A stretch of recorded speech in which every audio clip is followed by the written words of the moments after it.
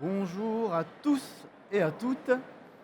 J'espère que vous allez bien. Bienvenue pour cette petite conférence qui va être très sympa sur le sport. Alors oui, nous souhaitons tous évidemment faire en sorte que le monde soit meilleur demain pour nous, pour nos enfants, pour nos proches évidemment. Et pour cela, il y a évidemment l'écologie, l'économie, la culture, etc. Mais il y a quelque chose qui est très important et qui a son rôle à jouer, c'est le sport. Et évidemment le football pratiqué par des milliards de personnes dans le monde entier, des jeunes, des anciens, des femmes, tout ce que vous voulez. C'est important et ça a donc son rôle à jouer. Et justement aujourd'hui, on va pouvoir parler de ça et on va échanger. Est-ce que cette force, elle peut, du football, est-ce qu'elle peut modifier et contribuer à un monde meilleur dans le futur? Alors je me présente, je m'appelle Saïd El Abadi, donc je suis journaliste sportif et écrivain également. Et avec moi aujourd'hui, j'ai 3 personnes qui vont venir parler de ça. La première, c'est Jessica Ouaradomo. Jessica est une ancienne internationale française de football, évidemment. Elle est voix forte sur l'inclusion et la place des femmes dans le football. Et elle est engagée auprès de Planet Sporting Club. Bonjour Jessica. Bonjour à tous. Avec nous également aujourd'hui, nous aurons Gaël Rivière. Gaël Rivière, ce n'est pas n'importe qui. Il est champion olympique de cécifoot et il est président de la Fédération française de handisport.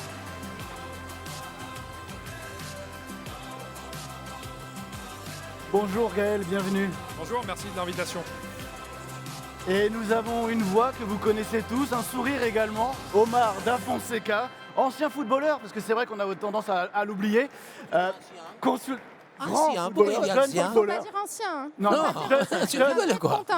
jeune footballeur, encore Ancien, Jean-Paul, arrête. Lui, c'est l'ancien. qui inscrit encore des buts et que vous connaissez tous, qui est consultant, vous le connaissez également, et qui est aussi ambassadeur de Nolt, dont il va nous parler aujourd'hui. Alors, sans perdre trop de temps, parce que la conférence est courte, première question à ces 3 anciens jeunes footballeurs que vous êtes. Tout simplement, le football, est-ce qu'il peut réellement changer la face du monde? Ah Oui, il faut encore rester dans l'utopie, dans le rêve, de se dire que le sport en général, nous sommes plus, disons, attirés en étant pratiquants surtout du football, mais il faut y croire encore que le foot doit rester un peu même un remède, un vaccin même pour pouvoir essayer de se dire que c'est à travers le sport qu'on continue à avoir une espèce de tolérance, des liens sociaux. Des fois, on se dit ça, c'est des grands mots qu'on répète depuis très longtemps. Et j'ai un certain âge, et surtout un passage de vie, j'ai des enfants et surtout des petits-enfants. Et je tiens à que le sport reste cet aspect où on puisse retrouver même le respect, la convivialité, le partage et c'est plein de choses. Donc pour ça, il faut ouvrir la possibilité et puis savoir que le foot reste à quelque chose de planétaire. Hein. Vous allez n'importe où avec un ballon de foot, ne vous inquiétez pas, au bout d'un certain temps, je suis sûr, on trouve ici, on aura beaucoup de personnes qui vont vouloir, même sans savoir jouer, parce que le ballon, c'est un jouet, mais c'est le roi du jouet, quoi. C'est le number one. Jessica, qu'est-ce que vous en pensez? Oui, de toute façon, on dit toujours que le football, il a un langage universel. Et c'est le cas. Et donc, du coup, par le foot, par le biais du foot, par le biais du sport, on peut essayer de faire changer les choses. Ça, c'est sûr. Dans l'inclusion, bien évidemment, dans tous les domaines de compétences, dans aussi tout ce qui est écologie, écosystème environnemental, parce qu'on a une vitrine qui est très importante. En plus de ça, on peut faire passer aussi, via l'éducation, dans les clubs amateurs, dans tout ça, des messages, sensibiliser la jeunesse, parce que c'est l'avenir, cette jeunesse-là. Et donc, du coup, il faut aussi sensibiliser les jeunes à tout ça. Alors, tout ce qui est lutte, bien évidemment, contre les discriminations, le racisme et tout ce qui est environnemental, parce que notre planète, elle est essentielle. Et pour ça, en fait, il faut éduquer aussi le futur à protéger cette planète pour qu'on puisse continuer à faire du sport, qu'on puisse continuer à faire du foot. Et pour ça, ça passe par aussi une planète saine et propre. Et donc, du coup, je pense que oui, le foot, par beaucoup de vecteurs, par aussi, je pense, le réseau qu'on a, on sait que le football, il est vu partout dans le monde. Et donc, du coup, je pense que les sportifs, les footballeurs, les footballeuses, les clubs ont aussi un devoir dans tout ça, c'est ce devoir de visibilité pour justement porter ces causes-là aussi, toutes ces causes d'inclusion, de anti-discrimination, anti-racisme et environnementale, pour justement, on sait très bien que ça sensibilise les gens, on sait très bien que notamment les joueurs ont aussi un impact important, on l'a vu dès l'instant où ils parlent, ils sont vus partout dans le monde. Ils sont souvent vus en plus de ça comme des héros, et donc du coup ça peut sensibiliser aussi beaucoup les gens et la jeunesse. Donc oui, je pense que le sport et le foot, qui est peut-être le sport numéro 1 partout dans le monde, a un rôle très très important dans l'évolution du monde, que ce soit tout ce qui est discrimination, racisme, mais aussi surtout sur l'environnement, parce qu'on sait très bien que notre planète, elle est essentielle pour qu'on vise bien dans le futur. Gaël, même question? Oui, je pense que ça a été dit. Je crois qu'avec le sport, on a un outil de transformation sociétale assez puissant. Le sport peut changer la vision que les personnes ont à l'égard des minorités notamment, qui ne sont pas d'ailleurs des minorités, mais des personnes victimes de certains préjugés dans la société, parce qu'elle va montrer ces personnes dans des situations de compétences. Je pense notamment aux personnes en situation de handicap qui pratiquent du football. Alors je suis très bien placé pour en parler, parce que je pense que les Jeux de Paris 2024 ont par exemple eu une incidence sur la perception que le grand public pouvait avoir des personnes en situation de handicap, parce qu'ils se sont sans doute rendus compte à cette occasion que les personnes en situation de handicap pouvaient être porteuses de capacités, pouvaient être vecteurs d'émotions, de transmission d'émotions sportives. Et je crois que ça peut avoir une influence sur les regards que la société porte à l'égard des femmes, à l'égard des personnes LGBT, à l'égard des personnes en situation de handicap, etc. Un pouvoir aussi pour changer les regards sur les discriminations basées sur la race, le genre, etc. Et puis, comme l'a dit Jessica, un pouvoir aussi d'exemplarité pour montrer qu'une société plus inclusive, plus éco-responsable est compatible avec le sport, avec les émotions que le sport peut véhiculer. Donc, évidemment, il faut faire preuve toujours d'humilité. On dit souvent ça dans le sport. Le foot ou le sport ne peut pas tout, ne peut pas à lui seul changer une société, mais c'est un outil assez puissant parce qu'on est là dans le domaine de l'émotion sportive, et on sait bien que par l'émotion sportive, par la passion sportive, on peut transmettre des messages qui vont au-delà du sport lui-même, qui sont des messages sociétaux, des messages d'inclusion, des messages de responsabilité sociétale et environnementale.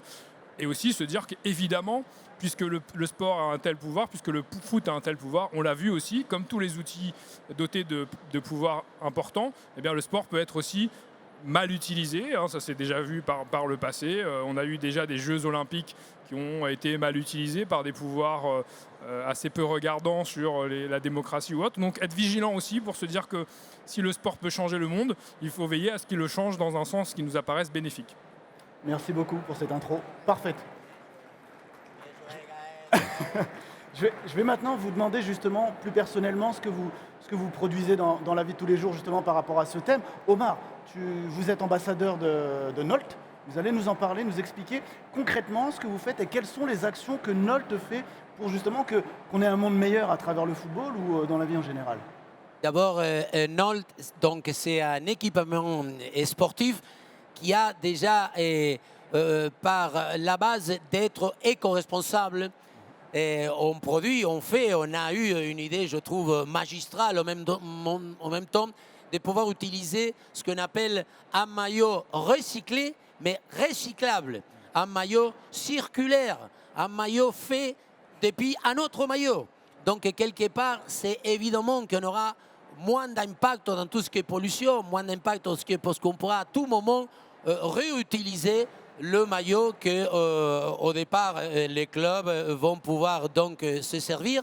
Et c'est quelque chose qu'il faut essayer de transmettre de plus en plus. Il y a un côté d'identité en même temps, parce que forcément, des points de vue, oui, maintenant on utilise le mot planétaire, etc. Je crois que maintenant la jeunesse est beaucoup plus à l'écoute de cet aspect écologique, responsable, et je trouve que pouvoir se donner l'identité du maillot, en sachant aussi que ces maillots, ils sont aussi personnalisés, qu'on peut les choisir, la couleur et la façon, mais surtout, je crois que pouvoir se dire que ce maillot qu'on va utiliser une année, l'autre année, il pourra devenir un autre, je crois que c'est une idée fantastique et c'est un acte concret pour aller justement à le fait de moins utiliser du plastique, du pétrole, de la colle et tout ce qui est évidemment pas beau pour l'écologie. Est-ce qu'on utilise des anciens maillots d'Omar da Fonseca? Non, non, oui, on essaie. Et maintenant, c'est cela qu'on utilise comme des déchets. Oh. Et donc, c'est pour ça que aussi, moi, j'essaye, de par la possibilité de venir justement parler devant vous, de faire des opérations. On en fait beaucoup. On va dans les clubs, on essaye d'aller toucher la jeunesse et pouvoir déjà, avec un petit grain de sable, pouvoir apporter cet aspect-là qu'on essaye de se lancer avec ce style de maillot. Jessica, avec Planète Sporting Club, qu'est-ce qu'il y a comme actions concrètes qui sont réalisées, initiatives? Je sais que vous êtes également une voix forte par rapport à l'inclusion, qui est une grosse problématique au niveau des femmes. Justement, vous, dans la vie de tous les jours, en tant qu'ancienne joueuse qui connaît justement toutes ces problématiques, qu'est-ce qu'il y a de concret que vous pouvez faire et que vous faites? Mais avec Planet Sporty Club, qui est un fonds de dotation en fait, qui marche comme une association, mais qui est là aussi pour aider les autres associations. En fait, c'est comme on est une équipe, un collectif formé d'anciens sportifs et de sportifs aussi actuels, justement pour essayer de sensibiliser un petit peu tout le monde via notre visibilité aussi. D'autres associations qui sont dans le domaine environnemental et qui ont besoin d'aide forcément pour aider cette planète-là. Du coup, le but, c'est de sensibiliser les gens, mais c'est aussi de donner la visibilité à ces gens-là et de montrer aussi que le monde du sport et le monde environnemental, il est lié parce qu'on a les mêmes valeurs, très clairement. Et donc, du coup, on a envie d'un monde meilleur, je pense tous, dans ce domaine-là. Et le monde meilleur passe par forcément le sociétal et le sport fait partie de ça, mais aussi par un environnement plus sûr et meilleur. Et donc, du coup, les deux sont liés. Et en fait, on essaye en tout cas, Planet Sporty Club essaie d'être une passerelle en fait, entre les deux pour montrer que les deux peuvent marcher ensemble et que les deux en commun peuvent faire de belles choses. C'est le but en tout cas. Et après, dans le domaine de l'inclusion, oui, je fais partie du FIFA Player Voice Panel. Donc c'est un panel qui a été créé il y a peu de temps pour essayer de lutter contre les discriminations et le racisme dans le football. Donc c'est 16 anciens joueuses et joueurs professionnels internationaux qui sont là. C'est une étude en fait. On essaye de travailler sur le sujet du racisme et de la discrimination dans le foot. On sait que c'est un vrai problème dans les stades. Et là, on en voit de plus en plus. Mais on part du principe qu'on n'abdique pas et qu'il y a des choses à faire pour justement faire en sorte que les terrains de foot et de sport et les stades soient des lieux sécurs en fait, pour tout le monde où on a juste envie de jouer au foot, prendre du plaisir et vivre de belles émotions et pas des émotions négatives tout simplement. Et donc ça passe par l'étude en fait, du monde du football, d'essayer de créer des règles et des lois de jeu pour justement punir un petit peu tous ces problèmes de discrimination et de racisme dans le foot. Ce sont des problèmes qui sont quand même assez importants. On sait très bien que le foot peut rejaillir sur la société, mais la société rejaillit aussi dans le foot, ça va dans les deux sens. Hélas, et donc du coup on essaie de créer des lois de jeu, de parler aussi avec les gouvernements parce que hélas dans tous les pays c'est pas pénalement répréhensible ces problèmes de discrimination et de racisme et donc aussi il faut travailler avec les gouvernements pour aussi essayer de changer les lois pour que les personnes auteurs de racisme et de discrimination dans les stades soient aussi punies pénalement mais pas que on va dire sportivement mais aussi pénalement et que ça soit vraiment reconnu. Donc, petit à petit, ça commence à marcher. On l'a vu sur les dernières compétitions féminines, notamment, où en Angleterre, il y a des joueuses comme Jess Carter qui ont été sujettes de racisme, notamment sur les réseaux sociaux. On a retrouvé les gens grâce aussi à des systèmes liés de la FIFA sur les réseaux sociaux. Et ils ont été punis pénalement dernièrement. Et ça, c'est une vraie avancée. Et donc, on essaye de faire un petit peu changer tout ça et surtout éduquer aussi les jeunes. C'est comme l'environnement. Il faut éduquer la jeunesse. Donc, on essaie d'éduquer les jeunes. Parce que je pense que les enfants ne naissent pas discriminants ou racistes. Ils le sont à cause de l'environnement dans lequel ils sont. Et donc, du coup, on essaie de sensibiliser tout ça à cette cause-là pour faire changer les choses, faire changer le monde et que le futur soit un peu meilleur que ce qu'on voit à l'heure actuelle. Éduquer, c'est aussi, Gaël, la preuve que le handisport montre qu'on peut changer le sport, justement. Est-ce que le football est plus inclusif qu'auparavant du côté de l'handisport où il y a encore énormément de choses à faire? Alors vous savez, en ces matières, on a toujours deux manières d'envisager les choses. La manière optimiste et la manière pessimiste. Autrement dit, voir le verre à moitié plein ou à moitié vide. Moi, comme je suis un éternel optimiste, je préfère le voir à moitié plein et regarder le chemin parcouru en nous disant que c'est un motif d'encouragement au regard du chemin qui reste à parcourir. Ce que je veux dire par là, c'est qu'à mon sens, le football est devenu plus inclusif aujourd'hui qu'il ne l'était précédemment. Ça ne veut pas dire qu'on est arrivé là où on voulait en venir, mais je crois qu'en matière d'inclusion des personnes en situation de handicap dans le football, par le football et dans le football, eh bien, on a réussi à faire des progrès importants. Alors évidemment, le CSI Foot en est le bon exemple. On se souvient, et moi beaucoup plus que vous sans doute, de cette finale des Jeux paralympiques de Paris qui a réussi à toucher un nombre important de téléspectateurs, plusieurs millions qui ont regardé ce match et plusieurs milliers dans le stade. Et surtout, en héritage de cet événement, des Jeux paralympiques et en général et de cette finale en particulier, la colonisation dans l'imaginaire collectif par les personnes en situation de handicap, par leur performance. Autrement dit, aujourd'hui, quand les gens me parlent de CSI Foot, ils ne me parlent pas ils ne me demandent pas comment on fait pour jouer, ils ne me demandent pas quelles sont les adaptations. Ils me parlent de l'émotion, ils me parlent de sport en me disant, en évoquant des moments de ce match en particulier, des moments de football. Et donc, c'est dire que grâce au sport, on a réussi à faire évoluer le regard que la société pouvait avoir sur les personnes en situation de handicap en faisant, pour synthétiser ça, passer un regard de compassion à un regard de passion. On est passé de la compassion à l'égard des personnes en situation de handicap, vues comme des personnes fragiles qu'il faudrait protéger, vers un regard qui était on a une passion commune et on se rend compte que les personnes en situation de handicap peuvent être génératrices d'émotions sportives. Et ça, c'est un biais important, une évolution importante, et sur laquelle nous, on essaie d'entretenir à la Fédération française handisport. On a plusieurs sections de foot qui se sont créées, plusieurs types de football qui se sont développés un peu plus. Le football amputé, le football féminin, futsal sourd, etc. Et on essaie évidemment de rendre le football de plus en plus inclusif en faisant en sorte que de plus en plus de personnes en situation de handicap aient accès au sport. Donc l'inclusion dans le sport, l'inclusion dans le foot et l'inclusion par le foot en utilisant le football comme un élément de promotion de la capacité des personnes en situation de handicap. Et j'en finirai en disant, inclusion, on a souvent en tête l'idée que ce seraient les personnes en situation de handicap qui devraient être incluses par des personnes valides.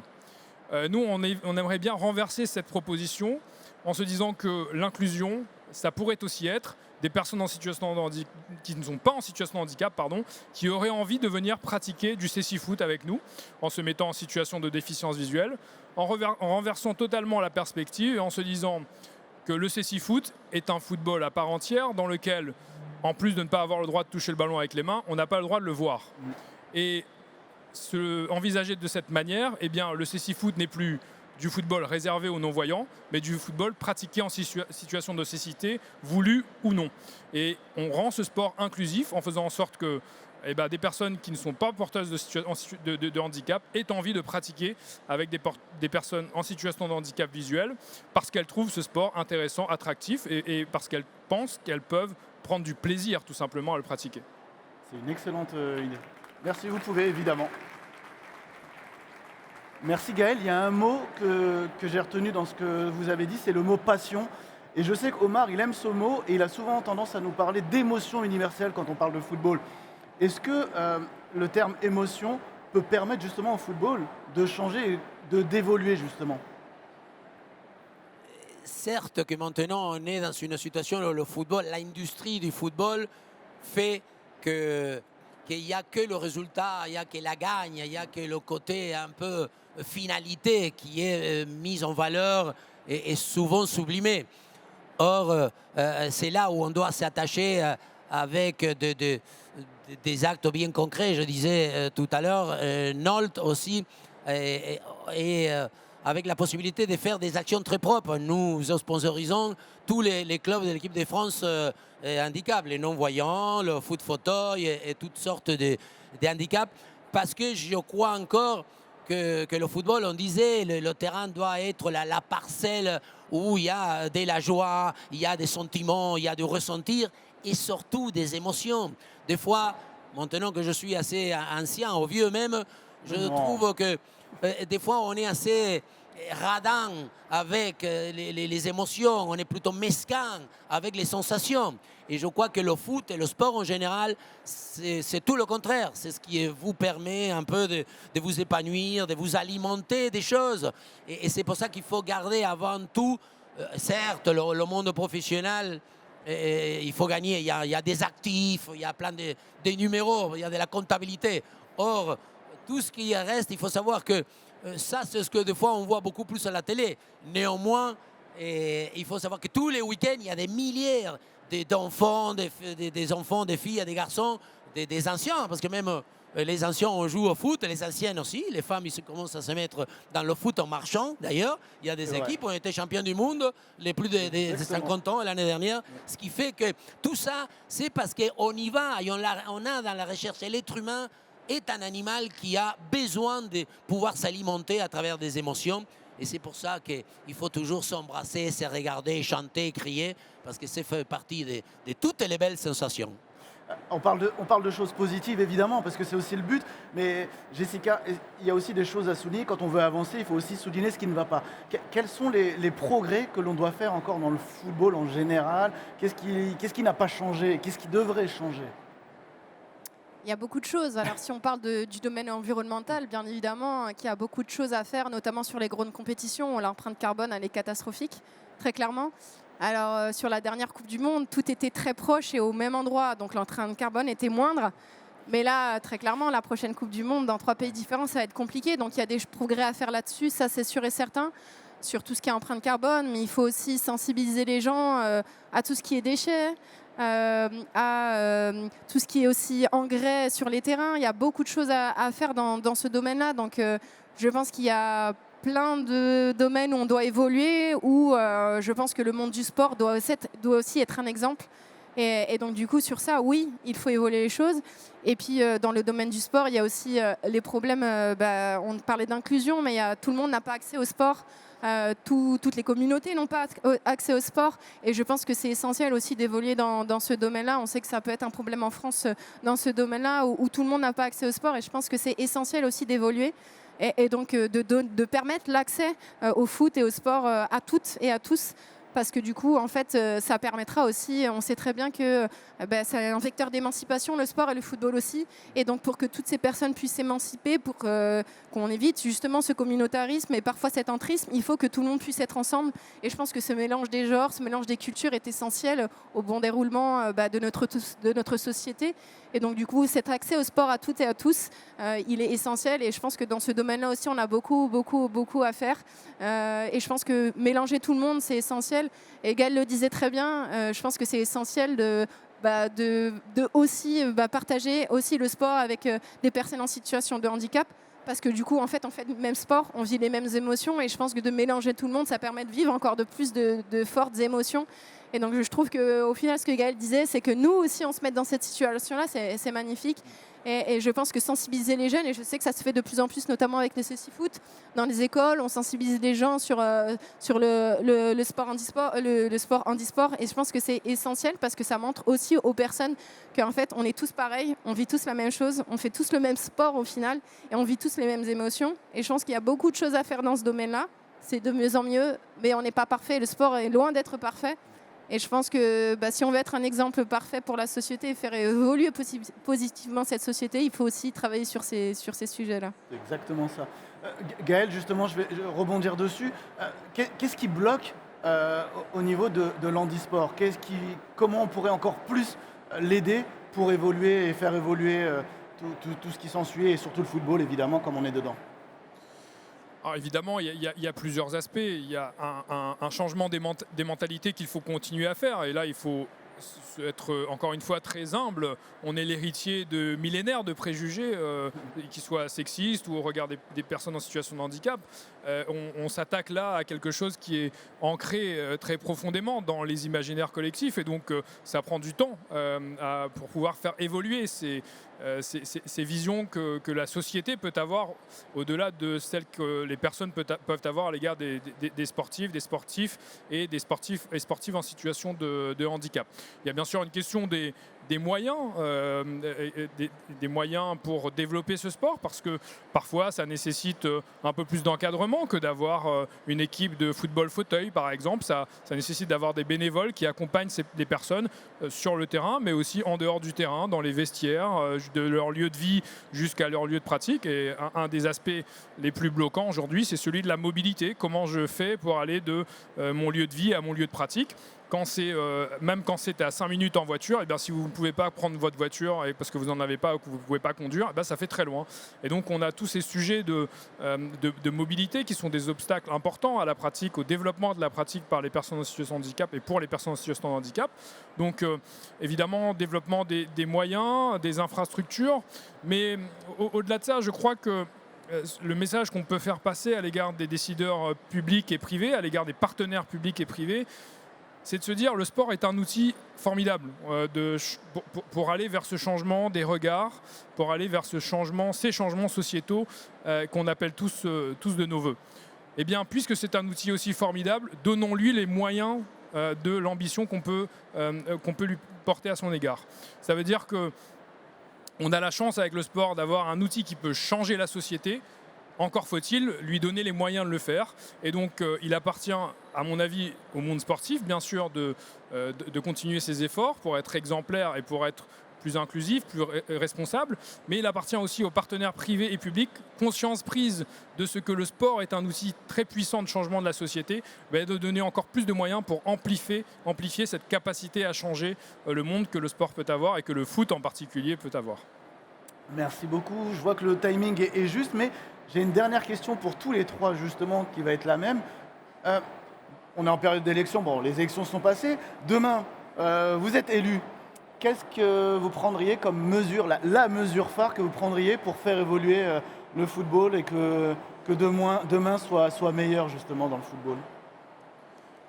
La mesure phare, je crois que ce serait de multiplier encore davantage les pratiques de football inclusives, mixtes, etc., pour favoriser cette génération, ce côté générateur d'émotions collectives sportives de personnes qui sont différentes. La force du football, c'est de pouvoir réunir des personnes qui, autrement que sur un terrain, ne se seraient pas croisées. Et donc je crois qu'on peut amplifier cette capacité d'inclusion que le football a. Merci. Jessica? Moi, ça serait de permettre l'accès au sport en compétition à toutes et tous, peu importe la couleur de peau, peu importe le sexe, peu importe les origines, peu importe la religion, mais que tout le monde puisse avoir accès au sport en compétition en France. Omar? Développer encore et encore les possibilités de faire du football, du sport en général. Donc, les ouvertures d'espace maintenant est assez contraignant. La possibilité de trouver des endroits à jouer et essayer que ça soit gratuit. Je pense que la gratuité, aujourd'hui, on doit avoir la licence et on est toujours dans le cadre de l'élite. Alors que je crois qu'il faudra qu'on puisse s'adresser à la masse. L'élite, il va y arriver et il sera toujours sélectionné. Néanmoins, il faudra que la possibilité de que tout le monde puisse faire du sport en général. Et ça, c'est à travers des installations. Il y en a partout, sauf que des fois, il y a la problématique des assurances, des gardiens, de la clé, vous savez, du vestiaire. Toutes sortes de détails qui empêchent l'essence de notre vie, que c'est jouer. Eh bien, merci à tous les trois, Jessica, Gaël et Omar. Je ne sais pas qui votera pour vous pour ces mesures, mais en tout cas, je pense qu'il y aura égalité facile. Merci à tous pour nous avoir écoutés. Oui, vous pouvez. Merci à tous.